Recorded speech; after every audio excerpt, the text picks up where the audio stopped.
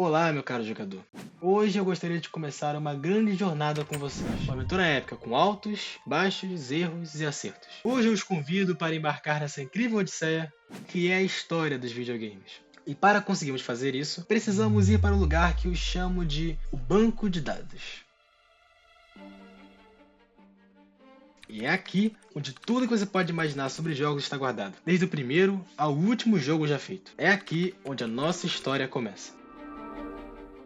Será uma série de vídeos que em cada um vou contar detalhes da origem de grandes empresas, consoles e jogos que mudaram e ainda mudam essa indústria que tanto amamos. E para nós começarmos com o pé direito, temos que começar do início, com o lançamento do Atari. Se a gente pensar direito, o Atari não foi o primeiro videogame, já que em 1972, Magnavox Odyssey havia sido lançado, e nele havia um jogo que dois jogadores controlavam barras brancas, precisavam rebater uma espécie de bola para fora do campo, e quem conseguisse essa pureza ganhava pontos. Talvez você até esteja pensando sobre o Pong, certo? Mas não, eu tô falando do tênis, que é praticamente a mesma coisa do Pong do Atari, porém lançado antes e com quadrado ao invés de barras. Tanto que isso até gerou um processo para Atari pelas suas semelhanças, que no final pagou uma bagatela de $700 mil.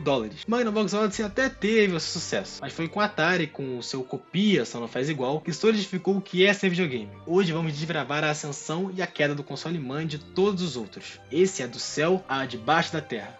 A história do Atari. Não fique confuso com esse título, você vai entender mais tarde.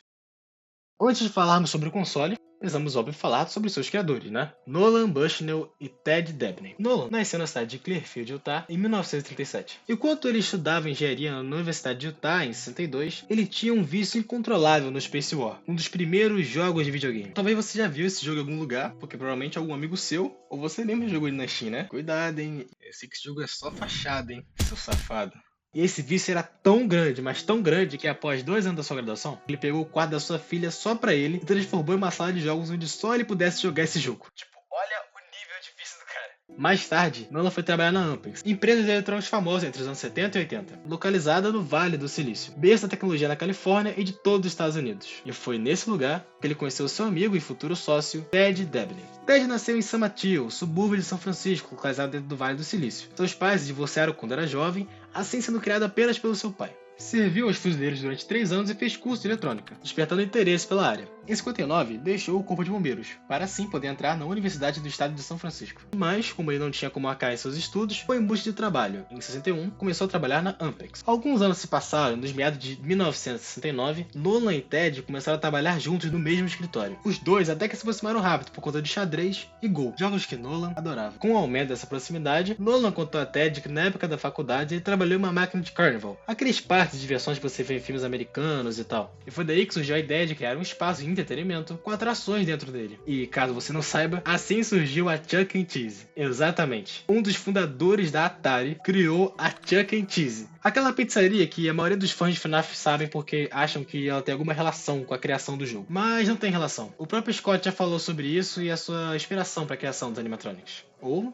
talvez tenha relação. Quem sabe, né? Nolan mostrou a Ted seu dispositivo que utilizava peças de computador para recriar o arcade Space War. E juntos no antigo quarto da sua filha, o mesmo que ele modificou, finalizaram o protótipo do primeiro arcade comercial, o Computer Space. Mais tarde, Nolan veio da ideia do dispositivo para Bill Nutting, empresário e dono da Nutting Associates, o fabricante de jogos e arcades da época. Juntos, lançaram o Computer Space em forma de arcade, chegando a um marco incrível de 1.500 vendas. O arcade foi um fracasso, na época as pessoas acharam muito complexo. Acho que se lançasse o controle de 64 naquela época, a indústria dos jogos iria colapsar antes do T4. Mesmo com esse fracasso, a dupla até recebeu bons royalties, já que em um grande ato de expertise, os dois colocaram em cada máquina vendida uma etiqueta de um nome de uma empresa que em 1971 afundaram e caíram fora das mãos de Bill Nutting, surgindo assim a Zig-Zag Co. Como já havia dito antes, a Atari era Zig-Zag, nome esse em homenagem a um termo da astrologia que significa o alinhamento dos corpos celestes, e que havia sido sugerido anos atrás por um colega de trabalho chamado Larry Bryan. Depois da saída da Nutting Associates, os dois alugaram um escritório na 2695 Scott Boulevard, em Santa Clara, na Califórnia. Contrataram uma secretária que foi babá dos filhos de Bushnell, e como o orçamento era apertado, tanto Ted quanto Nolan não se incluíram nas folhas de pagamento da empresa. Com a demora da papelada, eles só foram conseguir ser desligados um tempo depois de terem saído da empresa, e Bushnell conseguiu fechar um contrato com seu antigo chefe, que concedia $4 mil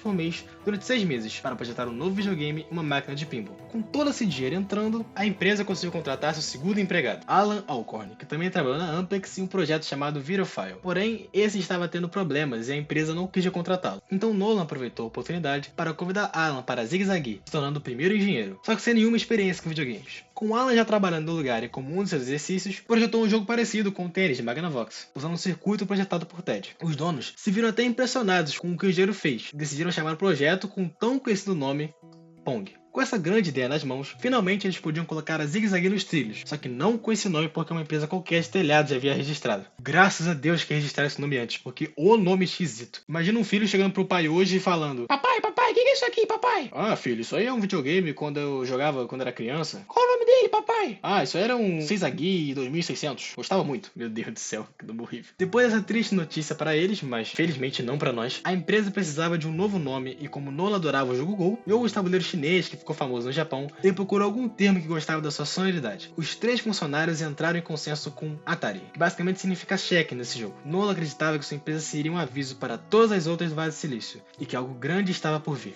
Com seu nome fixo, a Atari podia finalmente mostrar o Pong para Bill e para empresas de pinball, conforme o contrato feito anteriormente. Mas a empresa de pinball rejeitou, e Bill também, que processou depois alegando que Pong pertencia a ele, mas que no fim ele perdeu o caso. Com todas essas propostas falhas, a Atari decidiu testar por conta própria o seu arcade em um bar da região chamado Andy Caps. E resultado? Foi um grande sucesso. Tanto que, em palavras de Alcorn e Ted, a máquina chegava a transbordar facilmente, já que o limite de moedas suportadas era consideravelmente pouco para o quanto eles faturavam. The first one we put out was in handicaps, and we set it on a barrel, and we hung a coin mechanism from a laundry machine. The failure mode, it failed almost right away. Oh my God, Al goes down there to find out what's going on. The coin box got so full of coins and jammed the coin mechanism. It's a good problem to have. That's a problem to have, yeah. So that was incredible. Com essa explosão do Pong, eles aumentaram o número de produção das máquinas por conta própria e chegaram a vender 300 unidades, faturando $150 mil. Com isso, a empresa cresceu e em 73 já possuía 30 funcionários. A parceria de Ted e Nolan estava indo muito bem, com Nolan mais na parte principal dos negócios e Ted na contabilidade. Mas infelizmente isso não duraria por muito tempo. Lembra que eu disse que o Ted participava apenas da contabilidade e Nolan era mais das decisões e tal? Na verdade, você pode levar isso ao total extremo. Nessa época em diante, o Ted não tinha praticamente nenhuma voz, com Nolan excluindo das reuniões e até mesmo patentando o circuito das máquinas do Ted, sem o próprio Ted estar na patente, fazendo com que o mesmo não concordasse com as decisões que seu até então amigo estava fazendo com a empresa, por conta da sua própria ganância. And the parking lot's full of cars. Nolan says, all these people depend on us, don't they? Yeah, they all depend on us. He said, what's it going to be like to be really, really rich? I said, I hate to tell you this, Nolan, but it's not going to be any different. The only thing that's going to change is the number of zeros, because your relationship with money is always the same. Nolan changed completely. All of a sudden, he realized he was going to be really, really rich, and that was the end of our relationship. That was the end of anything other than him. It was just him. Everything was him. Então, Ted vendeu sua parte dos negócios para Nolan, que não disse nada e ofereceu $250 mil, apenas como um homem de negócios. Com o fim dessa parceria, Nolan geriu a empresa por si só. Ele até teve outros vice-presidentes que mais atrapalhavam do que ajudavam no seu modo de conduzir a empresa. Mas Nolan não podia ficar parado apenas com os arcades de Pong, então ele pensou se ele poderia alcançar não apenas os bares e lojas de conveniência, mas sim todos os lares americanos. Com isso em mente, ele adquiriu em 74 a empresa Cyan Engineering, empresa essa de eletrônicos fundada por ex-colegas da Ampex para criar um laboratório da Atari, onde seus funcionários podiam trabalhar em jogos e projetos futuros da empresa. E foi nesse laboratório que criou-se o Home Pong e o codinome Stella, mais conhecido como Atari VCS e posteriormente Atari 2600. O orçamento para esses projetos era grande e por essa razão, Bushnell vendeu parte da empresa para o Warner, que mais pra frente iria tomar frente do projeto com sua saída em 78, um ano após o lançamento do Atari VCS. Depois do Atari VCS ser lançado, a empresa praticamente dominou todo o mercado para ela por longos 6 anos. Tanto que até existiram rivais naquela época, como o Intellivision e o ColecoVision, que provavelmente você nem sabia da existência deles antes de falar agora. Muitos jogos foram lançados para o console, como os clássicos Pitfall, River Raid, Enduro, e um tão ruim, mas tão ruim, que gerou uma crise no mercado dos videogames que quase acabou com a existência dele. De quem eu estou falando, e provavelmente você já sabe, do jogo do ET, baseado no filme do Spielberg. Video game? E.T. is the Atari video game cartridge you have to buy separately to play on the Atari video computer system. Eu acho que todo mundo deve saber dessa história, mas é sempre bom contar de novo, né? Em 82, o filme do Nosso Amigo de Outro Planeta e com um Dedo Brilhante havia sido lançado. E a Atari, que não é boba nem nada, resolveu surfar na onda do filme e lançar o jogo sobre ele. Howard Scott Warshaw foi quem escolheram para fazer o jogo, que ofereceram a ele $200 mil e férias no Havaí. Só que a Atari queria que ele fosse lançado no mesmo ano do filme, em época de Natal. Então, pagaram 25 milhões pelo direito do filme e deram um prazo de 5 semanas pro Howard desenvolver o jogo. E ele conseguiu.